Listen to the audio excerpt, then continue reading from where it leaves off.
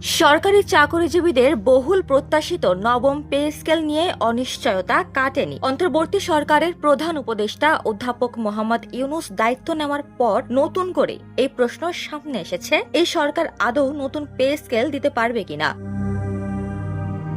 গত জুলাইয়ে সরকারি চাকরিজীবীদের দীর্ঘদিনের বৈষম্য দূর ও সুযোগ সুবিধা বাড়ানোর লক্ষ্য নিয়ে জাতীয় বেতন কমিশন গঠন করা হয়। প্রজ্ঞাপনে 6 মাসের মধ্যে সুপারিশ দেওয়ার কথা থাকলেও নির্ধারিত সময় পার হয়ে গেলেও কমিশনের সুপারিশ এখনো জমা পড়েনি। শুরুতে সরকারের পক্ষ থেকে ইঙ্গিত মিলেছিল এই সরকারের আমলেই নবম পে স্কেল বাস্তবায়ন হতে পারে। এতে সরকারি কর্মকর্তা কর্মচারীদের মধ্যে প্রত্যাশা তৈরি হয়। তবে পরিস্থিতি পাল্টে যায় 9 নভেম্বর। অর্থ উপদেষ্টা সালেহউদ্দিন আহমেদ জানান, নতুন পে কমিশনের সিদ্ধান্ত নেবে আগামী সরকার। এরপরই চাকরিজীবীদের মধ্যে অসন্তোষ বাড়ে। কর্মচারী নেতারা কমিশনকে সুপারিশ জমা দেওয়ার সময়সীমা বেঁধে দিলেও বাস্তবে তা কার্যকর হয়নি। কমিশন সূত্রে জানা গেছে, খসড়া সুপারিশ নিয়ে একাধিক বৈঠক হয়েছে এবং আরও কয়েকটি বৈঠকের প্রয়োজন রয়েছে। জানুয়ারির প্রথম বা দ্বিতীয় সপ্তাহে সুপারিশ জমা দেওয়ার সম্ভাবনার কথা বলা হলেও ইতিমধ্যে জাতীয় সংসদ নির্বাচনের তফসিল ঘোষণা হওয়ায় সময় নিয়ে জটিলতা তৈরি হয়েছে। জানুয়ারির শেষ দিকে নির্বাচনী প্রচারণা শুরু হলেও সুপারিশ যাচাই বাছাই ও চূড়ান্ত সিদ্ধান্ত নেওয়ার সুযোগ সীমিত হয়ে যাবে।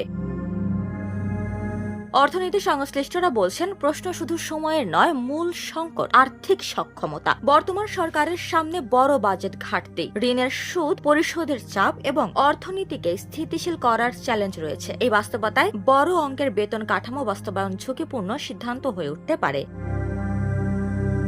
ঢাকা বিশ্ববিদ্যালয়ের অর্থনীতি বিভাগের অধ্যাপক ডক্টর মোহাম্মদ শাহাদাত হোসেন সিদ্দিকীর মতে, সরকারি চাকরিজীবীদের নতুন বেতন স্কেলের দাবি যৌক্তিক হলেও বর্তমানে আর্থিক পরিস্থিতিতে দ্রুত বাস্তবায়ন কঠিন। তার ভাষ্যমতে, অর্থনৈতিক কাঠামো শক্ত না করে পে স্কেল দিলে তা দীর্ঘমেয়াদে আরও চাপ তৈরি করতে পারে।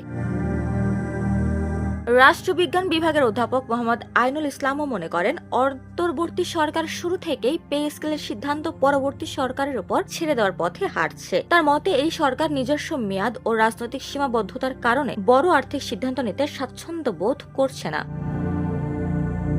এদিকে সাম্প্রতিক আন্দোলন দমন ও প্রশাসনিক কঠোরতার অভিজ্ঞতায় সরকারি কর্মচারী নেতারাও এখন কিছুটা সংযত। তারা আপাতত আলোচনার মাধ্যমে দাবি আদায়ের কৌশল বেছে নিতে চান। কর্মচারী সংগঠনগুলোর ভাষ্য, বিধিমালা ও শৃঙ্খলার মধ্যেই তারা কর্মসূচি নির্ধারণ করবেন।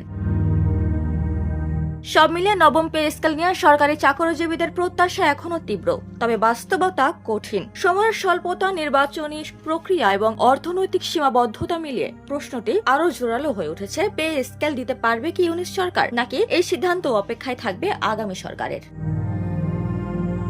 ডেস্ক রিপোর্ট, সোনালী নিউজ।